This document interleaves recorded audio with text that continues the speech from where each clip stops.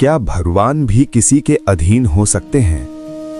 जो सृष्टि के पालन करता है, जो अनंत लोकों के स्वामी हैं, जो कार के भी नियंत्रक हैं, क्या वे भी बंध सकते हैं? शास्त्र कहते हैं, अहम भक्त पराधीनो यस्वतंत्र यिगद्विज साधुभिर्ग्रस्त हृदयो भक्तैर्भक्त जनप्रियाः। अर्थ, भगवान विष्णु जी कहते हैं, मैं अपने भक्तों के अधीन हूं। ऐसा प्रतीत होता है कि मैं स्वतंत्र नहीं हूं, क्योंकि मेरा हृदय मेरे भक्तों ने जीत लिया है।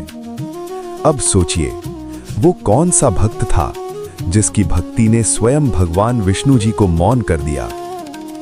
ये कथा है उस दिव्य क्षण की जब वैकुंठ स्थिर था, न कोई अवतार सक्रिय था, न पृथ्वी पर कोई लीला। उसी समय भगवान हनुमान जी तप में लीन थे। न किसी वरदान की इच्छा, न किसी सिद्धि की कामना, न किसी यश की अपेक्षा, केवल स्मरण, केवल अटूट संबंध। तभी शून्य में एक सूक्ष्म आह्वान प्रकट हुआ, एक दिव्य मार्ग खुला और भगवान हनुमान जी वैकुंठ पहुंचे। वहां सामने थे भगवान विष्णु जी, चतुर्भुज स्वरूप, शंख, चक्र, गदा और पद्म धारण किए हुए, अनंत तेज से प्रकाशित। भगवान विष्णु जी ने पूछा, क्या तुम मुझे पहचानते हो?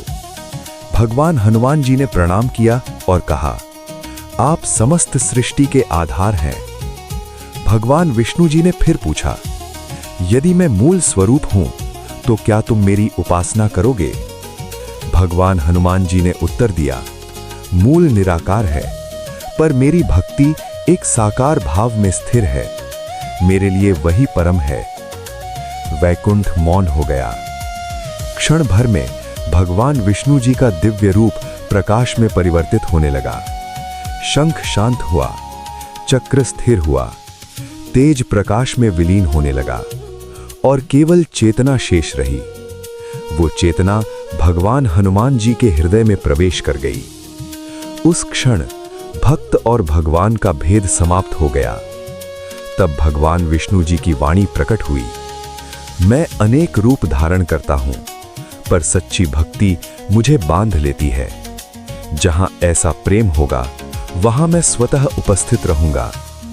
और उसी क्षण ये सत्य स्थापित हुआ, भगवान सर्वशक्तिमान हो सकते हैं, पर सच्ची भक्ति भगवान विष्णु जी को भी अधीन कर सकती है।